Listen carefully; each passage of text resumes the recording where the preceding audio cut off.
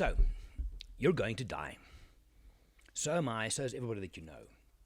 Now, that might seem harsh, but it should be quite a motivating factor in your life. You only have so much time. But the reality of this is that you are currently in your life, you're worried about things. You're worried about saying things to people. You worried about starting your own thing. You're worried about posting something online that you think might be controversial. You're worried about so many things, right? And one of those things is often, what are people going to think of me? Well, let's just extrapolate. 3 generations from now, probably no one's going to know who you were. All the people whose opinions you worry about, they'll be dead. So you're living your little piece of life that we have by worrying about them. Yeah? And the idea, the reason you're not starting something new or beginning or doing something or trying something is not because you're scared of failing. It's not. You're scared of what people are going to think when you fail. That's the truth. Now, what do you think those people whose opinions you are so scared of, what do you think they're going to think about you when you don't even try something? I can tell you, they're going to think nothing. They're going to think nothing. But you live your life based on other people's opinion. It's the saddest thing in the world. I remember years ago, maybe 9, 10 years, it's one of, Gary Vee's first viral clip. Someone walks up to him, he's in a cab, and they recognize him. He's like, oh, give me some motivation. And he tells the guy, you're going to die. And you're like, fuck, you can't say that. It's kind of harsh. But it's true. We only have so much time. And in that little bit of time, you're worried about other people's opinion who 100 years from now mean shit. It's the truth. The motivate, it should be a motivating factor knowing that you only have so much time. That the people who you are so stressed about, oh, what's John going to think? What's Sarah going to think? They're going to be dead. So are you. And do what you need to do. Do what you want to do. And I'm going to butcher this a little bit, I guess, but let me try. There was this experiment that they did. They put a rat or a mouse, right, in a tube, in a long tube. And he could only go forward or back.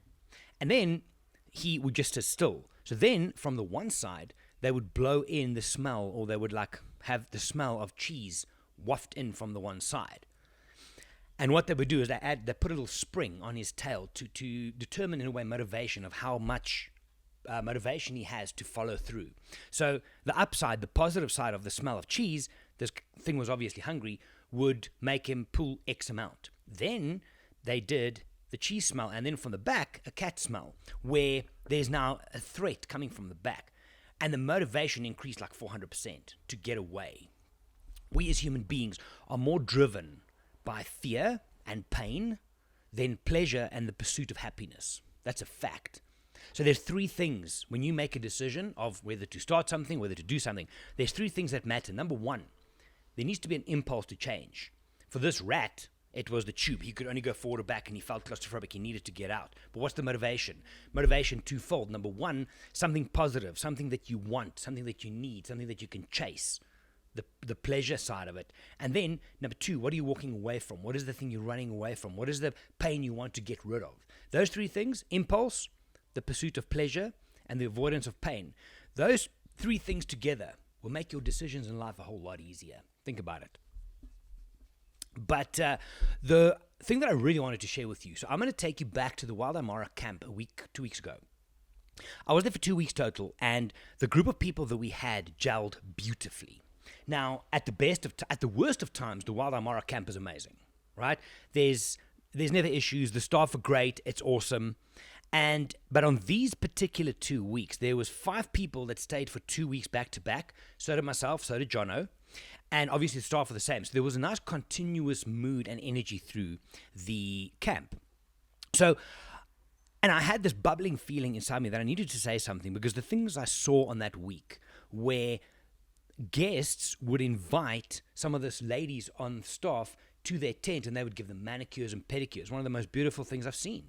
The way that the people didn't sit behind Lightroom all the time, behind the computer, and they actually went to sit with Tenke and Dixon and Mary and all the staff and have honest, real, deep conversations with them. The conversations we as a group of guests and people had around the dinner table was real and open and honest. It was awesome and hysterical. The energy was just beautiful. And the thing that came to mind to me was, and I wanted to say something, but I didn't. And again, why? Well, what's people going to think? But I thought, fuck it, I'm going to give it a bash, and I'm going to share how I feel about what I've seen at camp during those 2 weeks. So I asked Matt, on the last night, the staff come out and they kind of do a last farewell evening type thing. And I normally say a few words when I'm there. And then Jono thanks the staff. It's just the thing that we do. And I thought, you know what, let me share what I really feel. And I asked Matt, listen, please record this for me. And I didn't know what was going to come out of it, but I wanted to share because there was so much emotions and built up thoughts inside. And the thing to me that came to mind is holding space. Now, holding space is kind of in the psychology, counseling, coaching world. It's a space that you create for someone else where you hold space for them to be able to share and be vulnerable and talk and be without judgment. So even if I'm going to hold space for you, then in that safe space, so to speak, you can say what you want. There's no judgment from my side. It's listening and it's giving neutral advice and asking neutral questions that are not loaded. So you don't have to be worried about what people think or the person thinks. You don't have to worry about being something or acting a certain way in that situation because holding space does that. And the thought that I had was the staff at the Wild Amara camp, amazing. Myself, Trev, Jono, we're passionate about the whole thing. But the way that the energy built with the clients that were there with us, I saw people holding space. People didn't always agree about things. But and if you listen to a different culture, like listening to the Maasai, how they treat their animals or their wives or whatever it might be, people held space, and it was amazing to see. Amazing to see. And then where that led me to is the Mara can be quite busy with vehicles and such. I'm going to do a podcast on the Wild Eye video about that in due course. We're just waiting for some info.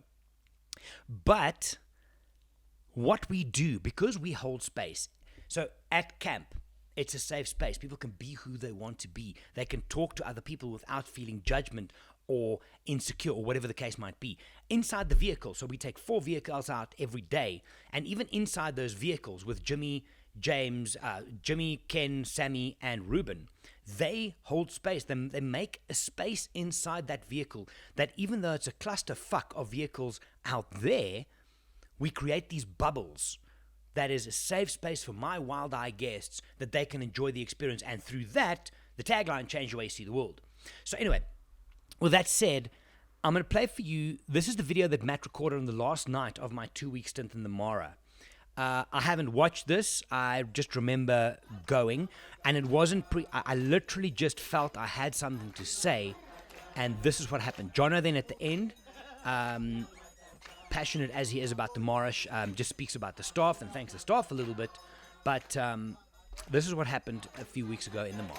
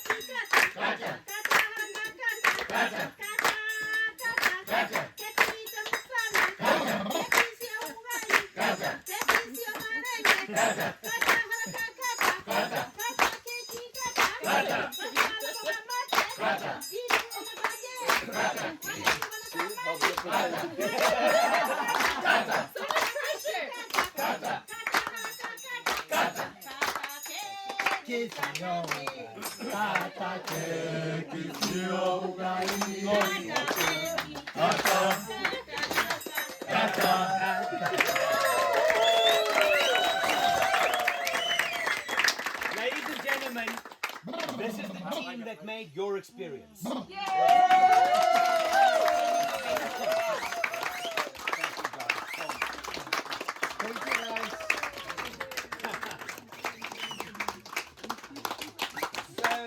Thank you all for the cook, for the food. Thank you for your service. Thank you for the water, for the hot water, for the driving. Thank you for everything that we don't see behind the lines. Yes. We appreciate it a lot. Thank you very much. I would like to quickly this is something I haven't done before, but I want to just take a moment here. And I wanted to talk about 3 things. Number 1, change the way you see the world, which is our tagline.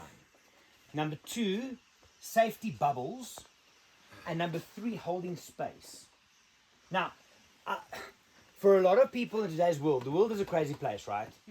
And the one thing that we don't do often enough, I think, as people, is hold space for someone else. Do you guys know what that means? Holding space for someone. I actually just pulled this up in case the memo was too big and I couldn't remember. Holding space, and this is for I'm speaking to the guest and the staff as a collective here now. I'm going to get to all of these things. Holding space means being fully present and without judgment as you sit with someone through difficult times. So when you speak to a coach or a therapist or something like that, it's knowing I can speak to Barbara. She's not going to judge me, right? It's a safe space. Bear with me for a second. If we carry on here, it's a form of attunement. Holding space involves managing judgment while you are present, setting the tone for a kind, curious, and judgment-free interaction where the other person can be vulnerable and have space. I'm going to carry on. It's a space where others can feel safe and loved, which allows them to feel their feelings. Holding space is a simple idea, but it is often much harder to execute. Now, if I look at what I saw, and I've been with you guys for the longest time, right? Last week, I thought we had an amazing group of guests. For my new balloon people, you guys did pretty well. Yeah. You stepped up. You're lucky, right? And by the way, that's your cake to go to the room with, just that. From a holding space point of view, I don't know how many of you guys looked around, and I'm talking about to my drivers and my guides and you guys out in the field. How many of you sat at a river crossing and you looked at the vehicle next to you? There's a disconnect. Yep. There's the guy in the front, and there's the people. Yep. And the translator. And that. Very loud, by the way. Very loud. Yeah. Very loud. But what happened as well, at lodges, right? You go to lodges, and I've been lucky enough to both work and visit many lodges, right? How many times have you been to a lodge? You guys work in the industry, right? Have you been to a lodge where a lot of the female staff gets called to a tent and their nails get done? There's barriers broken there.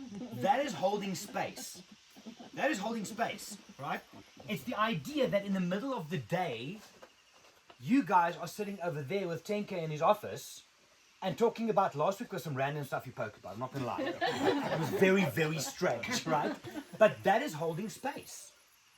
And to me, it was a very cool thing to sit back and to see how not only the staff hold space, which is a good thing for you guys. They allow you into their home, which this is, but also, and this, it makes me emotional almost, how our guests hold space for our staff.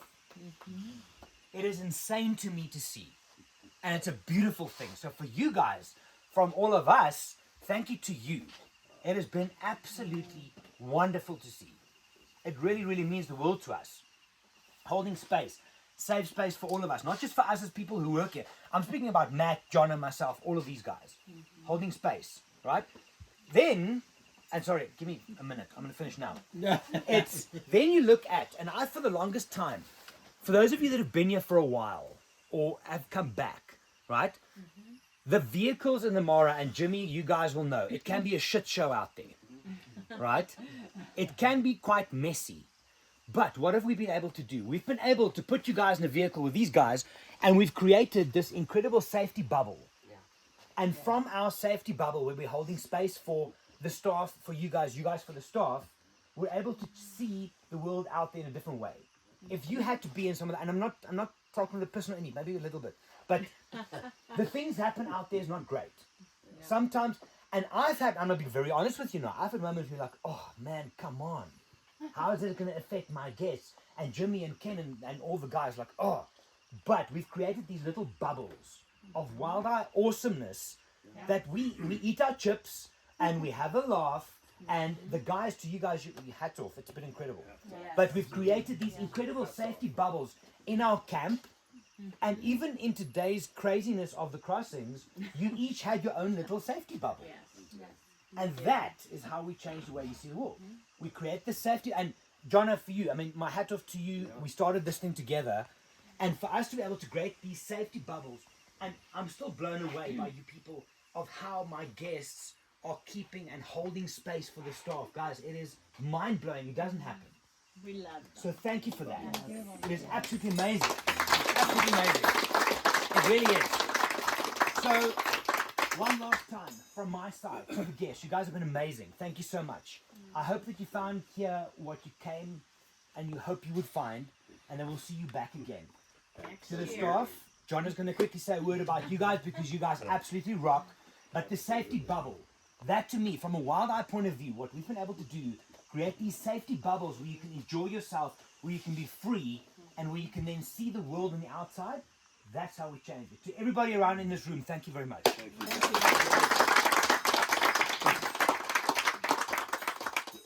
Jerry, very, very hard for me to follow on with that. I'm not going to talk about bubbles or... I'm going to talk about safe zones. I was like thinking about the other day that when I come to the Mara, what do I do? People have asked me, and I say I come here to make sure everything works properly. Guess what? I don't do a lot. I come here to do what you guys do, and that's to enjoy the environment. And the beauty about what I've got is that I can look at the bookings for the year at the beginning of the year and say, well, I'm coming on this week, I'm going to go on that week, and that's because of the people around that have been England, Bob's, Jean, Julie, for coming back in England. I just want to be on those week with those people, and you're probably going to see me on the same weeks next year. So for all the people that have been back, and Alicia, I sort of like thought, if you are anywhere near as beautiful as Jean and Bob's, I'm going to love you to bits as well, and it's proven to be true. Thank you very much. So for all of you, it's an honor for me as founder member, director, I think a lot to do with building this camp and whatever. It's an honor that you have shown your warmth to us as a company, your support for us as a company, and what the value that you add for all of the people that are standing around you. So thank you to you. But my main chat tonight is mainly to take all the staff and recognize all the staff. And first I'm going to start with the back of house. I'm going to talk about the guys that bring your showers in the morning. Timothy, well done, brother. Taito, Casino. My showers, I've wanted them at 5:15, 5:13. Way too early, guys. That 2 minutes means a lot to know. They've been on point, they've been on time. So thank you very much for all your efforts and all your hard work. We appreciate it. To the chefs, sorry, Pascal, T-Man, Joseph, and Seth. Let me tell you, the food was top-notch, really top-notch. Absolutely. I mean, every year I come here and I'm amazed how it's improved, not improved, it's still delicious. And there's not a meal that I come here and I don't really like. And so to you guys, and you must know these guys to prepare our packed breakfasts or get up at ungodly hours of the morning to prepare that, and for all of them, let me mention this, you've got to appreciate that these people around you will be in the Mara for 7 days a week for 5 months. 5 months. And don't see their families. Away from their families, so we have quiet weeks that people can go home, but it's a long time to be away from home. So to everybody, for that, I think everyone deserves a round of applause.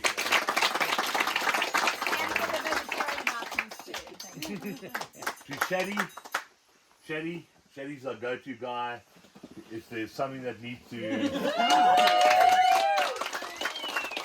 there's water that needs to be collected, if he's got to go to Narok to have something fixed, or Talek to have something fixed, or Marienda to collect supplies, he's on hand, he's behind that wheel many, many hours a day. So Shadi, well done, buddy. You've come a long way.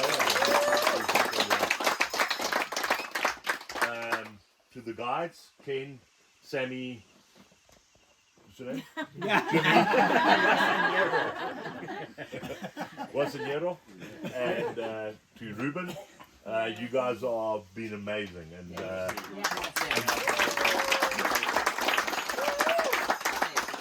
if you think about the number of hours that you guys go through a season, it's a 5-hour drive in the morning, it's a 3-hour, that's 8 hours a day.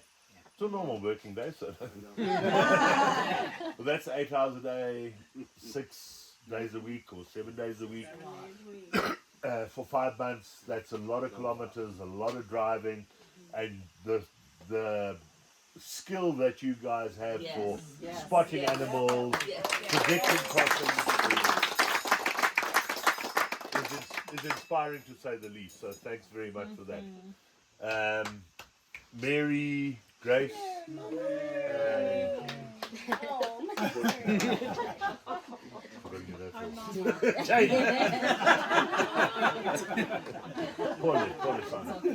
For all your back of house, all your laundry. Hope you've got all your laundry back. If you haven't got anything back, please shout now when you pack. And if you've got something that doesn't belong to you, also shout now, please. But generally, and to Mary's been with Wild Eye for 11 years, and even before that, she was with Mary. And let me tell you, no one gives Mary shit. No one here gives Mary any shit. Yeah, 100%. Mary's the iron lady of Wild Eye. Grace, thank you very much for all that you do behind the scenes as well. And James, for what you do as well. I know that I'm going to forget somebody. And to Pauline and Monica. I call them the green hot chili peppers on the side. You guys do an amazing job, and thank you very much for all the love that you. Take care. Can I have some more wine, please? Thanks for all the G&Ts. They've been magnificent this week once more, or the last 2 weeks once more. I know you're loving your new office, and don't forget to tell everyone that it's your office. It's no one else's office. You don't want to see anybody behind that office door. You must pull the door there. Nobody goes into your office. Okay, so thank you very much for all your long hours. I know that on some weeks there's people that have stayed up late. I'm coming back, and the first week in October, be prepared. Take some tonic or something like that to keep yourself awake, because I've got more friends of mine coming, and you know what they do. Sakaya. Hello, bud. Hello, bud.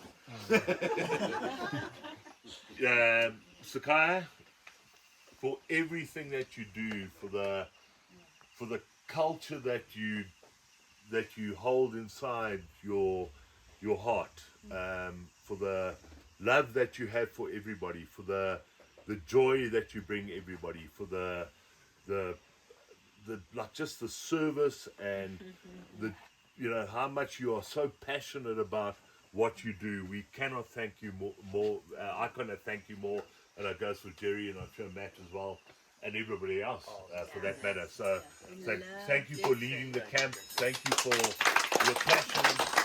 It is really a joy to behold. So I really appreciate that. Matt, Jerry.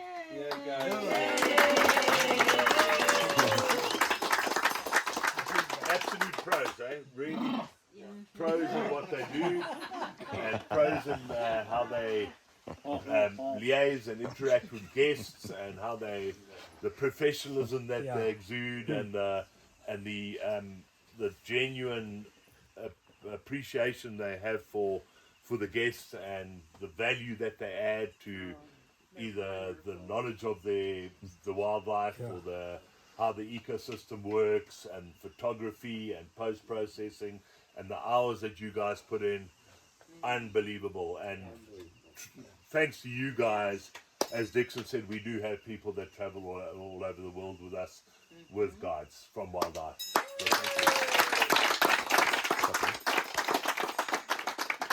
So thanks, Jono. Yeah.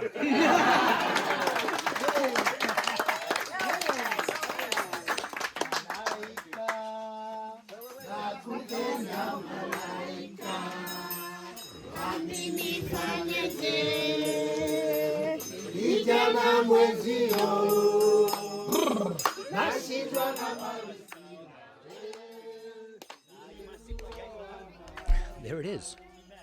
So, like I said earlier on, when I initially had, and it happened as the week built, I just thought there's something special happening here, and I needed to say something. And I mentioned 2 days before what you just saw, I mentioned to Jono, I want to say something, and maybe on the last night I'll give it a bash. But there was still, and this loops to where we're beginning of You're Gonna Die, I still thought, sheesh, what do the people think I'm all fluffy and I'm like out there and weird? Doesn't matter, because I'm going to be dead in 100 years, so all of them. So I said what I said, and I felt good about it. Don't hold back, guys. If you want to say something to someone, do it. If you want to start something, do it. If you want to just stop worrying about what other people think. And I think, just as a wrap, I think holding space, I've spoken to some of my coaching clients about this. 1 or 2 of them want to go into the kind of industry, coaching, counseling, therapy and such. Holding space for someone is probably one of the biggest gifts you can give someone. Your wife, your husband, your brother, sister, kids, work partners, whatever it is, right? It's the biggest gift you can give someone, is to hold space for them that they can share how they truly feel without judgment, or feel like they have to say things, or feel like they have to act in a certain way. It does take its toll, because you might feel things, you might want to say things, but that's not what it's about. So, if anything from all of this, you're going to die, so am I. Find someone who can hold space for you, that you trust to hold space for you. And wherever you can, try and hold space for other people. It's a big deal. It really, really is. I'm working from home today. I've got a lot to do.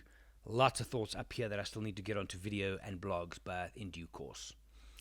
I'm going to go. Have a good one. Cheers, guys. Bye.